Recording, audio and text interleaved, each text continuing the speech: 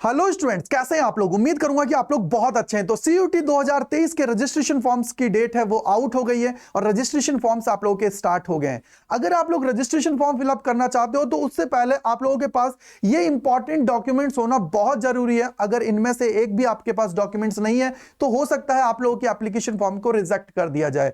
तो आप लोग जब भी फॉर्म फिल करने बैठे उससे पहले इन डॉक्यूमेंट्स को अपने पास रख लें। तो चलिए जान लेते हैं कि कौन कौन से ऐसे डॉक्यूमेंट्स हैं जो आप लोगों के फॉर्म फिल करते टाइम रिक्वायर्ड होंगे।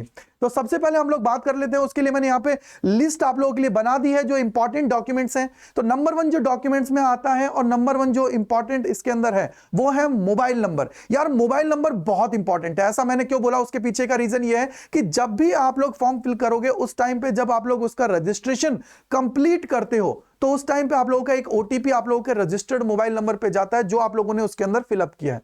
जब उसको आप लोग उसमें डालते हो तब जाके आप लोगों का फॉर्म है वो सबमिट होता है, यानी कि आप लोगों का रजिस्ट्रेशन कंप्लीट होता है। सेकंड जरूरी चीज है वो है ईमेल अकाउंट।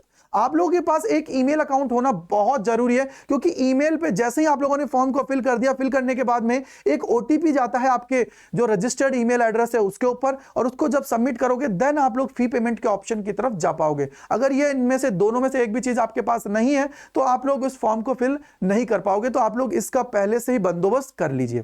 थर्ड इंपॉर्टेंट चीज है क्लास 10th और 12th की मार्कशीट, क्योंकि जब आप लोग रजिस्ट्रेशन करते हो बेटा उस टाइम पे आप लोगों को क्लास 10th के अंदर जो भी डिटेल आप लोगों ने फिल की थी, नेम हुआ, मदर्स नेम हुआ, फादर्स नेम हुआ, डेट ऑफ बर्थ हुआ, उन सभी को आप लोगों को उसके अंदर सही सही फिल करना है। क्योंकि जब आप लोगों का डॉक्यूमेंट वेरिफिकेशन होगा उस टाइम पे वो सारी की सारी चीजें आप लोगों की वेरीफाई की जाती हैं, तो उसके थ्रू आप लोगों को ये भरना है। अब क्लास 10th और 12th की पूरी कंप्लीट डिटेल है वो रजिस्ट्रेशन फॉर्म के अंदर आप लोगों को फिल करनी है कि कहां से आप लोगों ने अपनी 10th को पास किया, कौन से स्टेट से किया, कौन से डिस्ट्रिक्ट से किया, अर्बन था या रूरल था, सारी चीजों को आप लोगों को उसके अंदर फिलअप करना है।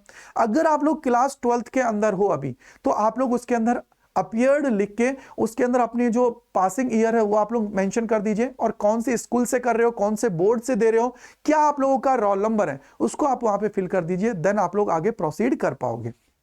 नेक्स्ट है आईडी।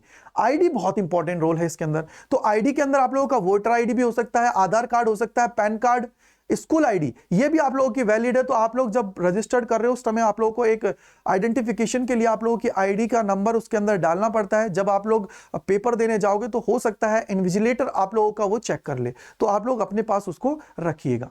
और इसके बाद में इंपॉर्टेंट चीज है सर्टिफिकेट। मान लीजिए आप लोग ओबीसी, SC ST, EWS से बिलोंग करते हो तो आप लोगों के पास उसका सर्टिफिकेट होना बहुत जरूरी है। SC ST के बारे में इस बुलेटिन के अंदर कुछ भी नहीं बोला गया है अभी, लेकिन ओबीसी और EWS के लिए बोल दिया गया है कि 1 अप्रैल 2022 के बाद का आप लोगों के पास सर्टिफिकेट होना चाहिए, या फिर 1 अप्रैल 2022 को भी बना हुआ है वो भी वैलिड है, लेकिन अगर उससे पहले आप लोगों ने कोई भी सर्टिफिकेट बनवाया है तो वो वैलिड नहीं है फॉर्म के लिए। अगर आप लोग उसको यहां पे लगा भी देते हो तो आप लोगों का फॉर्म है उसको रिजेक्ट कर दिया जाएगा। तो इस चीज का विशेष आप लोग ध्यान रखें। इसके बाद में इंपॉर्टेंट चीज है सिग्नेचर और फोटोग्राफ। आप लोगों को अपने सिग्नेचर और फोटोग्राफ्स का स्कैन करके अपने पास रख लेना है, क्योंकि वो आप लोगों को वहां पे अपलोड करना होता है। और ये जो सर्टिफिकेट्स है इनको भी अपलोड करना पड़ता है। अगर मान लीजिए अगर आपने वहां पे एनसीसी और स्पोर्ट्स को भी टिक मार्क कर दिया तो उनके सर्टिफिकेट्स को भी आप लोगों को वहां पे अपलोड करना पड़ेगा, तब जाके आप लोग अपना फॉर्म है उसको फिलअप कर पाओगे, राइट।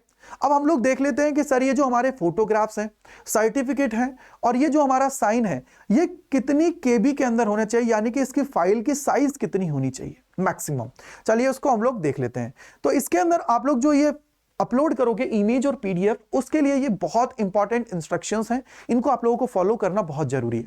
जैसे आप लोग बात करते हो कैंडिडेट की फोटोग्राफ की, तो आप लोगों को याद रखना चाहिए कि आपका कम से कम 80% फेस दिखना चाहिए। अगर 80% भी फेस नहीं दिख रहा है तो आप लोगों का फॉर्म है उसको रिजेक्ट कर दिया जाएगा। और इसकी साइज जो होनी चाहिए फोटो की वो 10 KB से लेकर 200 KB तक की होनी चाहिए।